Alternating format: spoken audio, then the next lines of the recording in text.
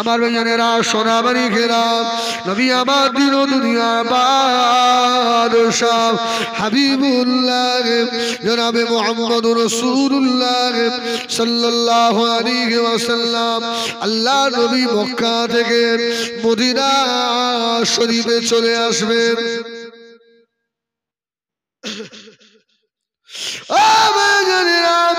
মদিনার কিছু যুবক খবর পেয়ে গেল আল্লাহ নবী আমাদের মদিনা শরীফে চলে আসছে। মদিনা কিছু বাচ্চা ছুটে ছুটে ছুটে ছুটে আল্লাহ নবীকে আগে আনতে গেল।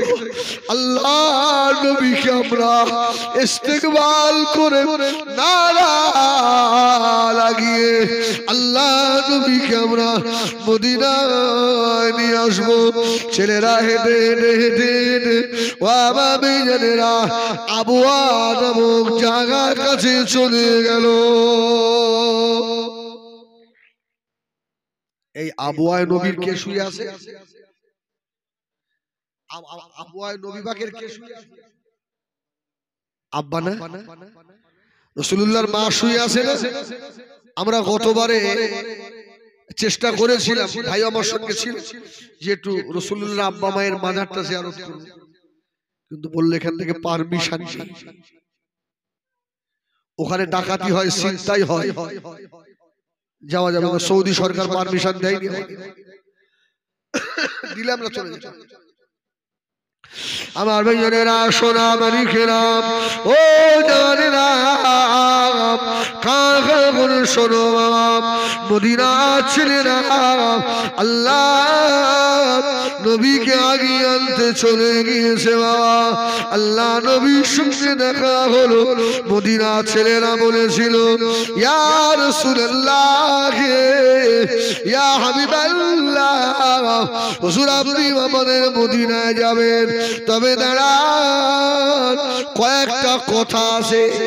এই আমার দিকে সর্বনাশ করেছে, আমার দিকে দেখতে হবে।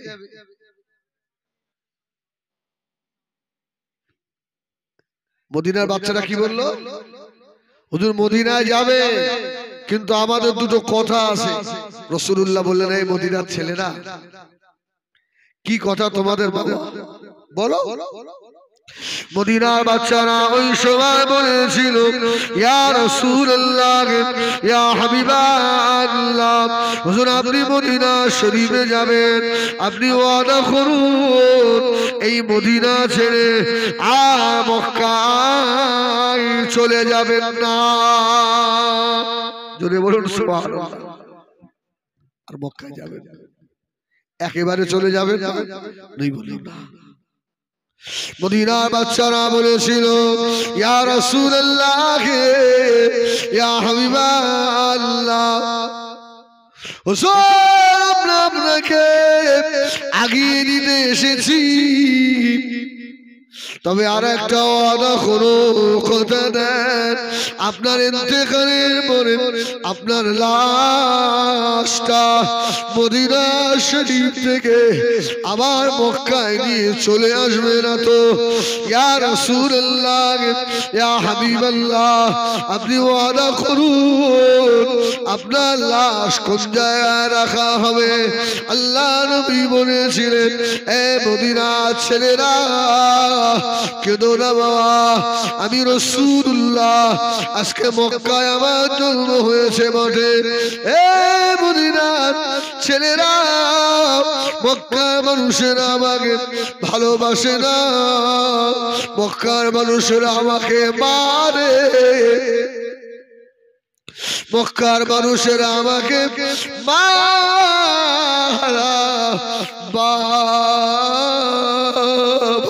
বলে, মক্কার মানুষেরা আমার মাথার উপরে বড় উঠের পচা ভুড়ি দেয়, মক্কার মানুষেরা আমাকে এতবার মেরেছে। আল্লাহর হুকুমে আমি মদিনায় চলে আসছি। এ মদিনার ছেলেরা, মক্কার মানুষেরা আমাকে মেরেছে, তোমরা কোনদিন আমাকে মারবে না তো? ও কুচিয়া বাজারেরা, কত বড় দুঃখের কথা। আল্লাহ নবী বলছে মদিনা ছেড়ে দাও, আমি যে মাহারা নবী, আমি যে এসির নবী, তোমাদের কাছে চলে যাচ্ছি, তোমরা আমাকে আর পারবে না তো। মদিনা বাচ্চারা বলেছিল ইয়া রাসূলুল্লাহ, ইয়া হাবিবাল্লাহ, হুজুর আপনি যদি বলেন আমরা আপনার জন্য আগুনেও ঝাঁপ দিয়ে দেব। বলুন সুবহানাল্লাহ। হুজুর আপনি বলেন আপনার ইন্তেকালের পরে আপনার লাশ মুবারকটা কোথায় রাখা হবে? আল্লাহ নবী জবাব দিয়েছিলেন, ও আমার মদিনার ছেলেরা, শুনে রেখে দাও, আমি রাসূলুল্লাহ আমার ইন্তেকালের পরে শুধু নয়, আমি এই যে চলে এলাম কিয়ামত পর্যন্ত মদিনায় থাকবো। মদিনা ছেড়ে আর যাবো না আমি, এই মদিনায়। আল্লাহ নবী মদিনা শরীফে আসার পরে 6 বছর হয়ে গেল। ক বছর? 6 বছর। একবার দরুদ শরীফ পড়েন আল্লাহুম্মা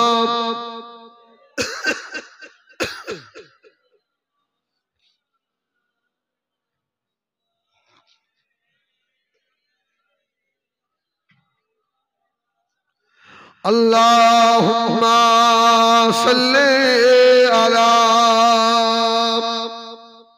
বসে বসে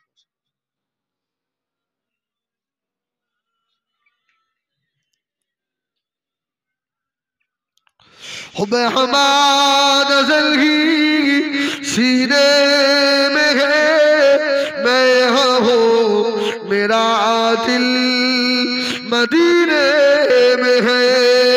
फूल तो फूल का क्या हुस्न है, लुत्फ जन्नत से बढ़कर मदीने में है।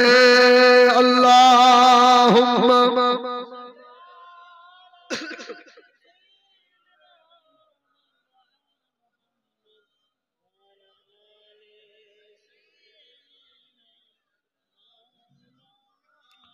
6 বছর হয়ে গেল। এই 6টা বছর। ওই সময় মদিনায় একজন লোক ছিল খুব আপনার প্রভাবশালী, খুব মন দিয়ে শোনে। ওই মানুষটাকে মদিনার কিছু ইহুদিরা, মুনাফিকের বাচ্চারা গিয়ে বললে মুহাম্মদ সাল্লাল্লাহু আলাইহি ওয়াসাল্লামের কাছে যাবি না। বলে কেন? বলে মুহাম্মদ যদি ভালো হতো তাহলে আর মক্কা ছেড়ে আমাদের মদিনায় চলে আসতো। মুহাম্মদ তো ভালো নয় বলেই চলে এসেছে। হ্যাঁ, খবরদার যাবি না। 1 বছর 2 বছর হয়ে গেল, এইভাবে করে 6 বছর হয়ে গেল। 1 তারিখে ওই সাহাবীটার নাম হলো আউফ ইবনে মালিক। গভীর রাত্রিরে ঘুমের ভিতরে স্বপ্ন দেখে দিন দুনিয়ার বাদশাহ হাবিবুল্লাহ জনাবে মুহাম্মদুর রাসূলুল্লাহ সাল্লাল্লাহু আলাইহি ওয়াসাল্লাম নবী আমার আউফ ইবনে মালিককে স্বপ্ন দেখালেন, ও আউফ ইবনে মালিক, আমি রাসূলুল্লাহকে ভুলে গেলে নাকি? এই কথা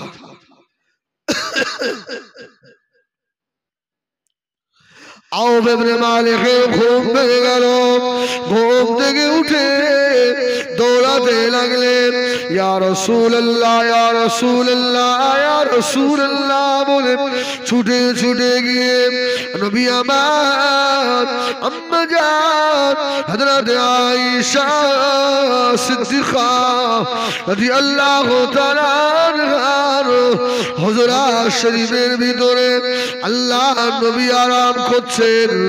আউফ ইবনে মালিক আল্লাহ নবীর হুজরাত সম্মুখে গিয়ে দাঁড়ালেন। জোরে বলুন সুবহানাল্লাহ। মক্কার বেঈমানরা মদিনার ইহুদিরা সব সময় চেষ্টা করেছে দ্বীনটাকে কিভাবে নিভিয়ে দেওয়া যায়। আল্লাহ বলেছে ইরিদুনা লিউতফিউ নূরাল্লাহি বিআফওয়াহিহিম আল্লাহু মুতিম্মু নূরিহি ওয়ালাউ কারিহাল কাফিরুন। জোরে বলুন সুবহানাল্লাহ। ওরা যতই মনে করুক দিনটাকে ফু দিয়ে নিভিয়ে দেবে, আল্লাহ বলছে পারবি নি নিয়ে, তোরা নিয়ে রায় জ্বলে পুড়ে সরখার হয়ে যাবি। জোরে বলুন সুবহানাল্লাহ। আমার দিনকে আমি আল্লাহ ফেলাবো। জোরে বলুন সুবহান। 6 বছর পরে আমার রাসূলের ঘরের দরজা ঠোকা। আল্লাহ রাসূল কে এসেছে এটা আমার নবীর দেখার ক্ষমতা আছে? আমার রাসূল বলছে আয়েশা দোয়া কবুল হয়েছে। সুবহানাল্লাহ বলে আয়েশা আল্লাহ নবীর দুনিয়া বাদশাহ জনাবে মুহাম্মদুর রাসূলুল্লাহ সাল্লাল্লাহু আলাইহি ওয়াসাল্লাম নবী আমার হুজরাত শরীফের দরওয়াজা খুলে দিলেন। আউফ ইবনে মালিক এসে আল্লাহর নবীর কদমের উপরে পড়ে গেল। ইয়া রাসূলুল্লাহ ইয়া হাবিবাল্লাহ নবী গো আমাকে ক্ষমা করে দেন, আমাকে মাফ করে দেন, এখনই আপনি আমাকে পড়িয়ে দেন কালমা লা ইলাহা, আরো জোরে লা ইলাহা ইল্লাল্লাহ মুহাম্মাদুর রাসূলুল্লাহ। জোরে বলুন সাল্লাল্লাহু আলাইহি ওয়াসাল্লাম। আউফ ইবনে মালিক বলছে হুজুর আমার আল্লাহ শকর, যদি আমার আর 2 দিন পরে ইন্তেকাল হতো, 2 দিন আগে, তাহলে আমি তো জাহান্নামী হয়ে যেতাম। আমি রাসূলের হাতে হাত দিয়েছি মানে আমি এখন জান্নাতি। জোরে বলুন সুবহানাল্লাহ। আল্লাহ আমার বিগত জীবনে সব গুনাহ আল্লাহ মাফ করে দিন, সব ক্ষমা হয়ে আল্লাহ নবী বললে বাবা ও ইবনে মালিক কোথাও যেও না বাবা, আমি রাসূলুল্লাহ, আমার দরবারে থাকো বাবা। আমার মেজরিরা হযরত আউফ ইবনে মালিক এই ঈমানের কথাটা तमाम মদিনায় হয়ে গেল। মদিনার ইহুদিরা অবাকে 6 বছর আটকে রেখেছিলাম, আর আটকে রাখা গেল না। জোরে বলুন সুবহানাল্লাহ। ও তো ঈমানে নেবে। চলো আউফ ইবনে মালিকের বাড়িতে যাই। আউফের বাড়িতে গিয়ে বলছে আউফের বিবি শোন, তো স্বামী তো ঈমান এনেছে, চলো আমরা সকলে গিয়ে তোমার স্বামীর বিরুদ্ধে আমরা মিটিং করব, ওর সাজা দেব। বিবি বলছে আমার স্বামীকে মারবে আবার আমাকে সঙ্গে করে নিয়ে যাবে? আমি তোদের কথা শুনবো না রে বাবা, আমি এখনই চলে গেলাম আল্লাহ নবীর হাত ধরে, আমি এখনই ঈমানের কলমা পড়ে আমি মুসলমান হয়ে যাব। জোরে বলুন সুবহানাল্লাহ। বিবিও চলে গেল বাবা। আমার মেয়েরা বিবি এসে আল্লাহ নবীর দরবারে দাঁড়ালেন। ইয়া রাসূলুল্লাহ ইয়া হাবিবাল্লাহ নবী গো একবার পড়িয়ে দেন কালমা লা ইলাহা ইল্লাল্লাহ, লা ইলাহা ইল্লাল্লাহ মুহাম্মাদুর রাসূলুল্লাহ। বিবিও ঈমান এনে ফেললো। মদিনার মানুষদের মাথার হাত ওই আউফ ইবনে মালিকের একটা মাত্র ছেলে রয়েছে, ওই ছেলেটার নাম হলো হযরতে সালেম। যদি বলুন সুবহানাল্লাহ। এটা বললো চলে। সালেমকে গিয়ে ধরি, ছেলেকে গিয়ে বলছে তোর আব্বা মা তো দুজনাই ঈমান নিয়ে এসেছে, এখন তোর উপায় কি? চল তোর আব্বা মার বিরুদ্ধে জিহাদ। ছেলে বলল যে মা আমাকে 10 মাস পেটে রেখেছে ওই মায়ের বিরুদ্ধে জিহাদ, যা আমি তোদের কথা শুনবো না, আমি এখনই গিয়ে মুহাম্মদুর রাসূলুল্লাহর হাত ধরে ঈমান আনবো। জোরে বলুন সুবহানাল্লাহ। যা। মদিনার মানুষেরা বলছে যত আটকানোর চেষ্টা করছি তত যেন মুহাম্মদ সাল্লাল্লাহু আলাইহি ওয়াসাল্লামের সঙ্গী বেড়েই চলেছে। জোরে বলুন সুবহানাল্লাহ। ওরা আবার বসে বসে কি এই আউফের ছেলে সালেম, এই সালেমটাকে ধরে আমরা অপহরণ করব। কি বাবা অপহরণ হয় না বাচ্চারা? ধরে নিয়ে যায়, এই 10 লাখ টাকা না দিলে তোমার ছেলে ছাড়বো না, এমন হয় না? হয় চোখ বেঁধে নিয়ে গেছে। রাসূলুল্লাহ দরবার থেকে ফিরছিল, গিয়ে চোখ বেঁধে ধরে নিয়ে চলে গেল মদিনা শরীফের জেলখানা, মাটির তলায় জেলখানার ভিতরে ঢুকিয়ে দিয়েছে। বাবা ও বাবা, আল্লাহ নবী যুবক সাহাবী জেলখানার ভিতরে রয়ে গেল।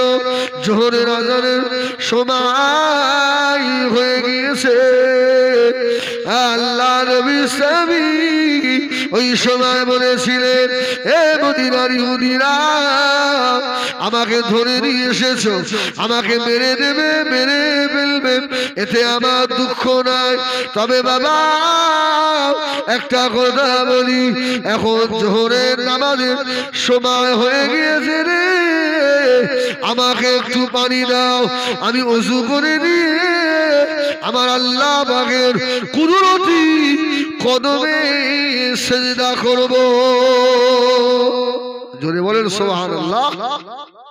এক সপ্তাহ আগের মুসলমান, এই কদিন আগে, এক সপ্তাহ। আমাদের নামাজ কত কাজা। তো জেলখানার যারা দ্বার রক্ষী তারা বলল, সালেম পানি দেবো, তুই যে আল্লাহকে আল্লাহ বলে ডেকেছিস ওই আল্লাহকে বল। সুবহানাল্লাহ বলে। সালেম বলল, নাহানু আকরাবু ইলাইহি মিন হাবলিল ওয়ারিদ। এই আমার রব তো আমার শাহরগের নিকটে রয়েছে। জোরে বলুন সুবহানাল্লাহ। এই আল্লাহ থাকার জায়গা কটা? কিছু বলে না? কটা কটা? আল্লাহ কোন কোন জায়গায় থাকে? আল্লাহর হেড অফিস কোনটা জানেন কেউ? আল্লাহ যে শাহরগের নিকটে থাকে এটা কম বেশি জানি। আল্লাহর একটা হেড অফিস আছে, আর রহমানু আলাল আরশিস সাওয়া। সুবহানাল্লাহ বলেন, সুবহানাল্লাহ বলেন। আল্লাহ পাকের আরশ আল্লাহর হেড অফিস। আমার ভাইয়েরা, সোনা মালিকেরা, ছেলেটা বলেছিল আমাকে মেরে ফেলে দেবে বাবা, তবে শুনে রাখো মওত তোমাদের হাতে নয়। আল্লাহ যদি তোমাদের হাতে মৃত্যু রেখে দেয়, আমি মরে যাব, মারা যাব, এতে আমার দুঃখ নাই। তবে আমাকে একটু পানি দাও, আমি নামাজ পড়ে নেব, নামাজ আদায় করবো বাবা। আল্লাহ বাগের কুদরতি কদমে সাজদা করব। জোরে বলুন সুবহানাল্লাহ। ওরা বলেছিল, সালেম শুনে রেখে দাও, তোমাকে পানি দেবো না, তোমার খোদাকে বলো। হযরত সালেম জেলখানার ভিতরে বসে চোখের পানি ছেড়ে দিয়ে অজর নয়নে কাঁদতে লাগলেন, আল্লাহ পাক, আমি তোমাকে সিজদা করব, পানির আমাকে দেয় না আল্লাহ। আল্লাহ তুমি কি পারো না তোমার অদেম সালেমের একটু পানির ব্যবস্থা করে দিতে। সুবহানাল্লাহ বলে। আল্লাহ আমি নামাজ পড়ে একটু পানি দাও আল্লাহ। তফসির কালকেরা লিখেছে বাবা, সঙ্গে সঙ্গে আসমানের উপরে মেঘ এসে আগ্রা ভরে গেল, হু শব্দে বাড়ি হলো।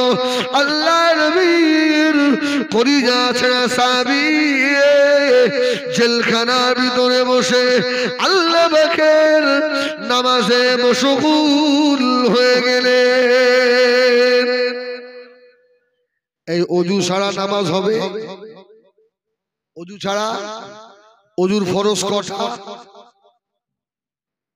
8টা না? আরে গতকালকে একটা জলসা মানুষের ছিল, ভাই অজুর ফরজ কটা ভাই? বলে হুজুর 5টা।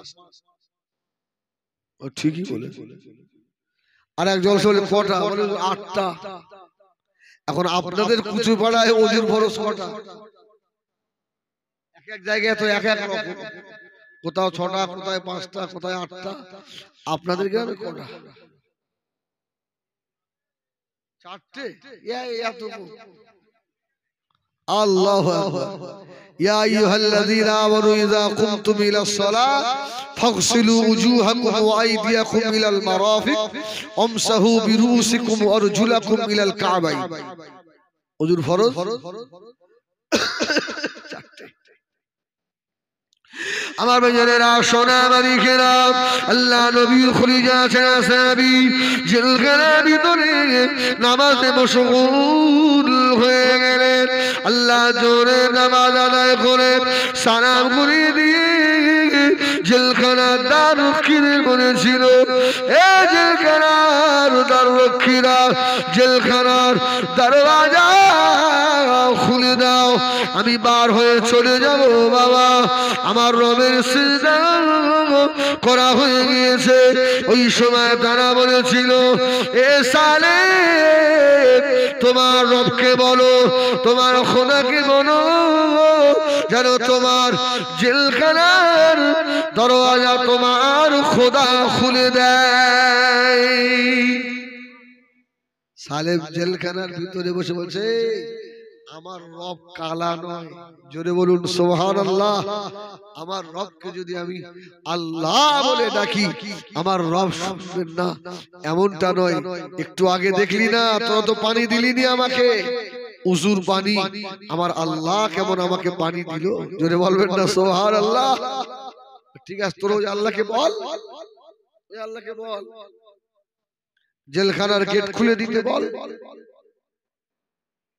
হুজুর আমার জেলখানার ভিতরে বসে হাওমা করে কাঁদে, আল্লাহ তুমি কি পারো না তোমার অদম সালেমের জন্য জেলখানার দরওয়াজা খুলে দিতে?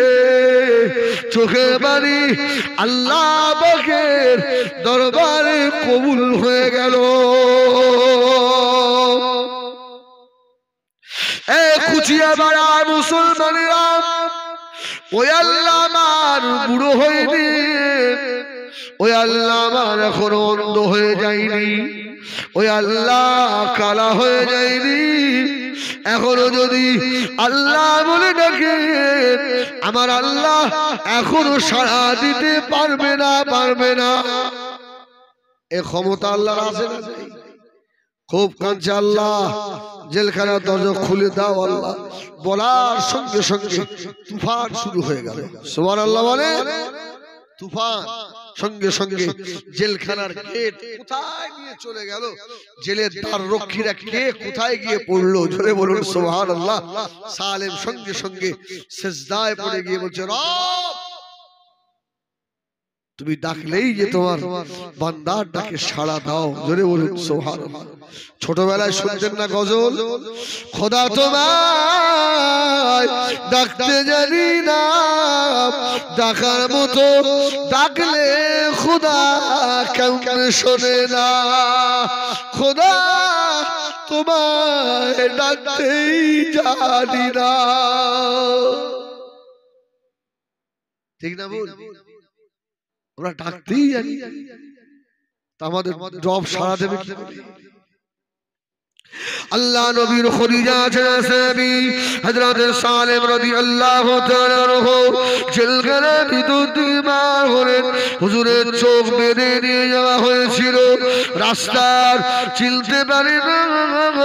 সালেম মরুভূমির মাঝখানে দাঁড়িয়ে আল্লাহ পাকের দিকে তাকিয়ে বললেন, আল্লাহ তোমার সালেম পথ ভুলে গিয়েছে। আল্লাহ আল্লাহ তরফ থেকে আওয়াজ হলো, ইয়া সালিম চিন্তা করো না, ডান দিকে অগ্রসর হও। আল্লাহ নবী সাহাবী ডান দিকে চলতে লাগলেন। এদিকে মদিনা মসজিদে নববী শরীফে আল্লাহর নবী বসা। সালেমের মা গিয়ে আল্লাহ নবীর কদমের উপরে পড়ে গিয়েছে। ইয়া রাসূলুল্লাহ, আমার একমাত্র বেটা, দুনিয়ায় আমার আর মামা বলে ডাকার মতো আর কেউ নাই। ইয়া রাসূলুল্লাহ, ঈমান আনার জন্য আমার ছেলেটাকে নিয়ে চলে গেল নবী গো, একটু দোয়া করেন। আমার রাসূল বললেন, এই সালেমের মা তুমি কেঁদো না। জোরে বলুন সুবহানাল্লাহ। এই দুনিয়ায় বাপ মার থেকেও বড় নিয়ামত আর কেউ আছে? আসে বলেন না আসে? আরে পীর, পীরের থেকেও বড় পীর তোর মা।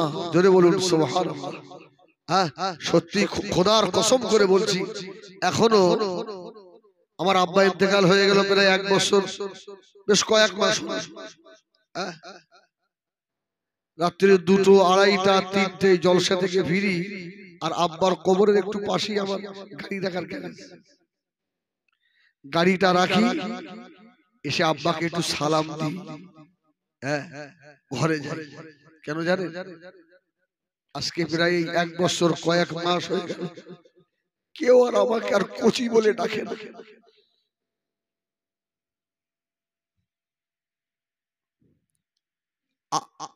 আর কেউ কচি বলে ডাকবে না। যত রাতে জলসা থেকে ফিরতাম,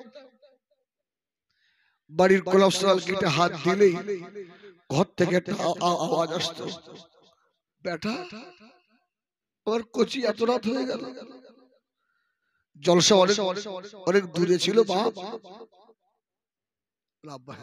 যাও তার শুয়ে যাও। এই 1 বছর আর কেউ বলে না। আমার সোনা, বাপ মা থাকলে অনেক মনে হয় যে ভারী, যেদিন নিয়ামত হারাবে সেদিন বুঝতে পারবে কি আছে। তার আগে মালুম হবে না। আমার বোনের বাড়ি এখানে না, তাই তো? আমার বোনের বাড়ি। আব্বা মারা যাবার পর থেকে আমি আসিনি, আজকে এসেছি। ওর বাড়ি উঠতে গিয়ে আমি হাওয়া করে কেঁদে ফেলেছি, আজকে তো ওর বাপ, আমি ওর বড় ভাই। আমার সোনা মানি, এই জন্য দোয়া যদি দিতে হয় মা বাপের কাছ থেকে নাও। সুবহানাল্লাহ বলে। আমার আব্বা আমার জন্য দোয়া করে, আমি অহংকার করছি, এটা আমার গর্ব। আমার বাপ আমার জন্য দোয়া করেছে। আমার আব্বার তো ক্যান্সার হয়েছিল, একেবারে শেষ সময় চলে যাওয়ার কয়েকদিন আগে বলছে, আব্বা আমার জন্য আপনি কি দোয়া করছেন? দোয়া করো। তো আমি তো তোর মক্কা শরীফ থেকে ফিরে এসেছি, তো হাত ওঠে না, হাতটা তুলে বলছে, আল্লাহ আল্লাহ আমার হিজবুল্লাহ রে ওলি না করে মৃত্যু দিও না।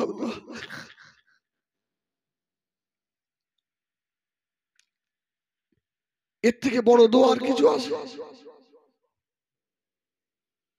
বলি, দোয়া নেবেন তো মা বাপের কাছ থেকে নেবেন। এই নিয়ামত চলে গেলে আর হবে না। রাসূলের দরবারে সালেমের মা এসে আষাঢ় খেয়ে পড়েছে, ইয়া রাসূলুল্লাহ আমার একটা ছেলে, আমার বেটাকে অপহরণ করেছে। আমার ছেলে ওর অপরাধ শুধু এতটুকু, কালমা লা ইলাহা ইল্লাল্লাহ মুহাম্মাদুর রাসূলুল্লাহ, এই কলেমার জন্য এত কষ্ট। আল্লাহ নবী দিন দুনিয়ার বাদশাহ, নূরে দুটো চোখে পানি এসে গিয়েছিল। নবী আমার বলেছিলেন, ও মাসাবির মা, কেঁদো না মা, চিন্তা করো না মা, আমি রাসূলুল্লাহ তোমার বাচ্চার জন্য দোয়া করি বাবা। সালেমকে আল্লাহ তার মায়ের কোলেতে আল্লাহ তাড়াতাড়ি ফিরিয়ে দেবে। যাও বাড়ি যাও, বাড়ি গিয়ে বেশি বেশি আস্তাগফার পড়ো আর আল্লাহর কাছে দোয়া করো। আমি নবী তো দোয়া করে দিয়েছি, জোরে বলুন সুবহানাল্লাহ। ও আমার ভাইয়েরা, সোনা মালিকেরা, নবী আমার দয়া নবী, আল্লাহ নবী হাত তুলতে দেরি হয়, দোয়া কবুল হতে দেরি হয় না। আল্লাহ নবী হাত তুলতে দেরি, ওদিকে সালেম জেল থেকে বার হয়েছে, পশ্চিম দিকে রাস্তায় রওনা হলো। কিছু রাস্তা গিয়ে দেখে লম্বা একজন মানুষ, প্রায় 1000 উটের রশি তার হাতে রয়েছে, জোরে বলুন সুবহানাল্লাহ। 1000 উট, এই 1000 উট সালেম বলছে, এত লম্বা মানুষ আমি জীবনে কোনোদিন দেখিনি। এসে বলছে, এদিকে এসো, এই নাও উটের রশিটা ধরো, এটা আল্লাহ তোমাকে পুরস্কার দিয়েছে। আরে জোরে বলে না সুবহানাল্লাহ। আরে দুনিয়ার মুনিবের ভান্ডারের মাল কমে যায় রে বেটা, আমার আল্লাহ মুনিবের, আমার মুনিবের ভান্ডারের মাল কম নেই। আল্লাহু গনি ওয়া আনতুমুল ফুকারা, সুবহানাল্লাহ বলেন, সুবহানাল্লাহ বলেন। আমার আল্লাহ দরবারে কম নেই। শুধু আল্লাহ বলছে, তুই একটু সিজদায় পড়ে আমাকে আল্লাহ বলে ডেকে বল, আল্লাহ আমার মাল দরকার, চা দেখ তোর হয় কি না। তুমি সারা রাত নামাজ নেই, কালাম নেই, ঘুমাবে, আসবে সকালে উঠে বিড়ি টানবার বলবে আমার তো কিছু হয় না, সব আজগারে যাচ্ছে কেন? তোমার ওরকম হবে, বিড়ি টানাবো না। আল্লাহ নবী খলিজা সাহাবী সালেম 1000 উটের রশি ধরে বাড়ির দিকে রওনা হলেন। ও আমার বিবি সাহেবা, ও আমার ভাইজানেরা, সোনা মালিকেরা, বাড়ির দিকে চলে এলো।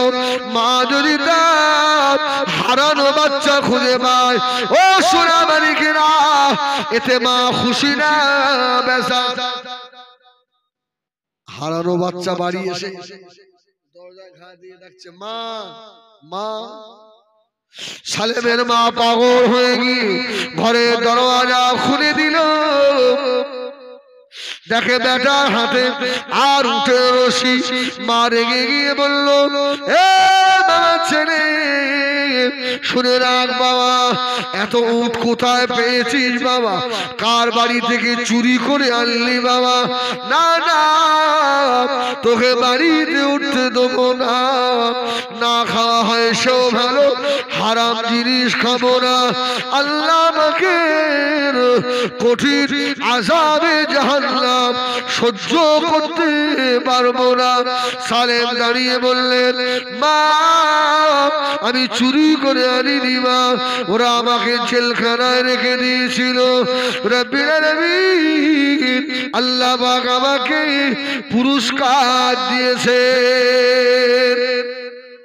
জোরে বলুন সুবহানাল্লাহ। এটা আল্লাহর পুরস্কার। বললো তাই, ঠিক আছে, এই কথা বিশ্বাস করিনি, আমার নবীর দরবারে এখন সত্যি করে বলে, আমাদের ছেলেরা যদি পরের পুকুরের মাছ ধরে এনে মায়ের হাতে দেয়, বড় রুই মাছ, মা কি একবারও জিজ্ঞাসা করেছে এই মাছটা এই কোথা থেকে আনলি? পরের গাছের পাকা পাকা হিমসাগর আম গাছ পাকা চুরি করে মা কোনদিন জিজ্ঞাসা করেছে এই আম তুই পেলি কোথা? গপ গপ করে খেয়েছে। আর 1000 উট। সালেমের মা বলছে, এই বাড়ি উঠবি নি, তুই কার মাল নিয়ে এসছিস, এই হারাম খেয়ে জাহান্নামে যাবো। সালেম জল করে কাঁদতে লাগলাম, বাজার বেয়াদবি মাফ করুন, বেয়াদবি ক্ষমা করুন, আমি কোনো চুরি করা মাল আনিনি বাপ, আমাকে নিয়ে চলুন দিন দুনিয়ার বাদশাহ দরবারে। সালেমকে ধরে নিয়ে যাওয়া হলো। নবী আমার মদিনার মসজিদে নববী শরীফে বসা। সালেম গিয়ে দাঁড়ালেন। নবী আমার বড় খুশি হয়েছিলেন। আল্লাহ নবী বলল, বাবা সালেম, ও বাবা ছেলে ফিরে এসেছো বাবা। সালেম বলল, ইয়া রাসূলুল্লাহ, ইয়া হাবিবাল্লাহ, আমার মা আমাকে ঘরে উঠতে দেবে না, এই উটগুলো আমাকে আল্লাহ রাব্বুল আলামিন পুরস্কার দিয়েছেন। সালেমের মা বলল, আল্লাহর নবী যতক্ষণ না বলবেন ততক্ষণ তোকে ঘরে উঠতে দেব না। জোরে বলুন সুবহানাল্লাহ। রাসূলুল্লাহ বসে আছেন, ঘন্টার একটা আওয়াজ হচ্ছে। জোরে বলুন সুবহানাল্লাহ। ঘন্টার আওয়াজ মানে জিবরাইল আসছে। জোরে বলবেন না সুবহানাল্লাহ। জিবরাইলের আগমন শুরু। আমার রাসূলুল্লাহ বললেন, সাহাবীরা সব সরো, জিবরাইল আসছে। জিবরাইল এসে হাজির হয়ে গেছে। সুবহানাল্লাহ বলে।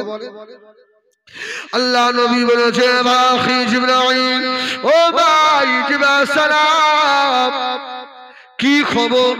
হযরত জিবরাইল আমিন বলল, ইয়া রাসূলুল্লাহ, ইয়া হাবিবাল্লাহ, আপনার সালেমকে দাঁড়িয়ে দেবেন না। সালেম উট চুরি করে না, এই সালেমের উপরে আল্লাহ রাসূল খুশি হয়ে গিয়েছে। জোরে বলুন আল্লাহ পাক খুশি হয়ে এই উটগুলো আল্লাহ নিজে পাঠিয়ে দিয়েছে। সুবহানাল্লাহ।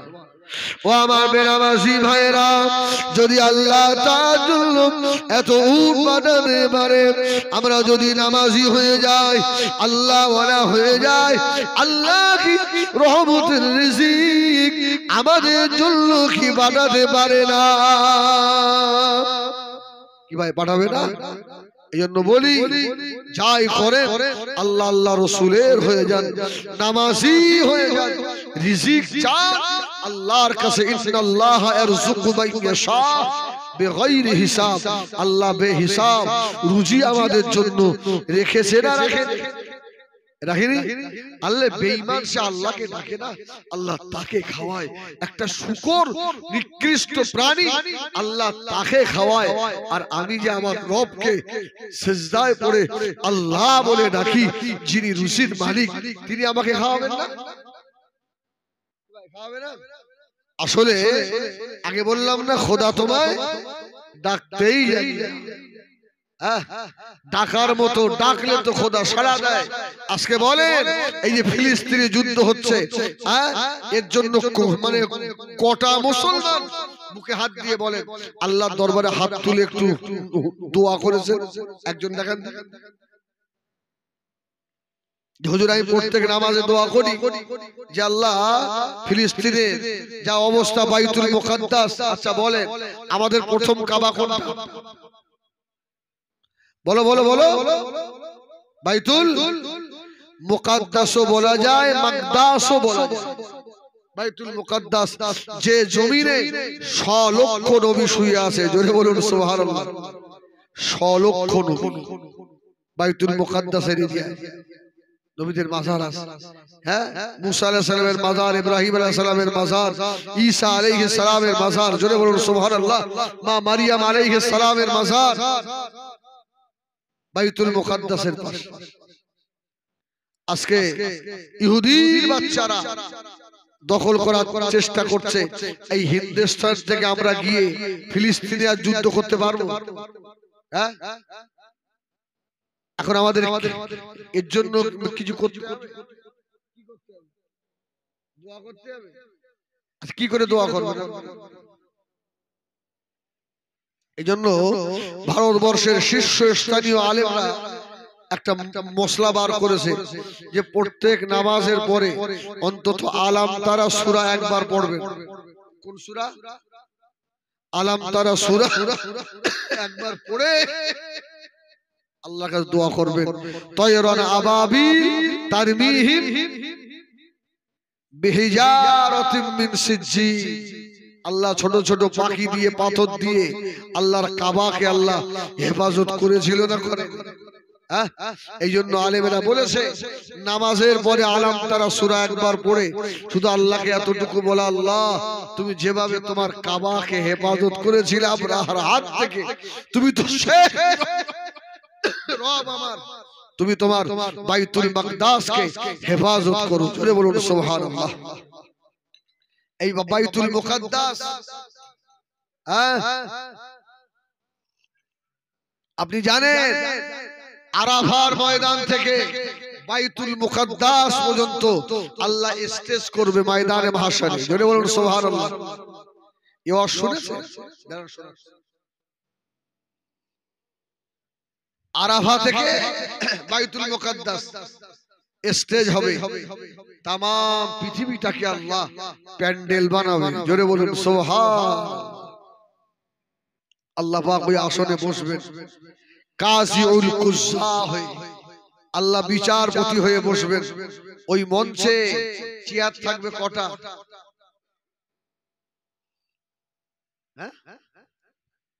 দুটো। দুটো। সুবহানাল্লাহ বলে। এখানে তো অনেক চেয়ার দিয়ে, আর ওইদিকে আল্লাহর একটা চেয়ার থাকবে আর তার হাবিবের চেয়ার থাকবে। জোরে বলুন সুবহানাল্লাহ। আর কোন চেয়ার নয়। আসা আইয়াবা আসাকা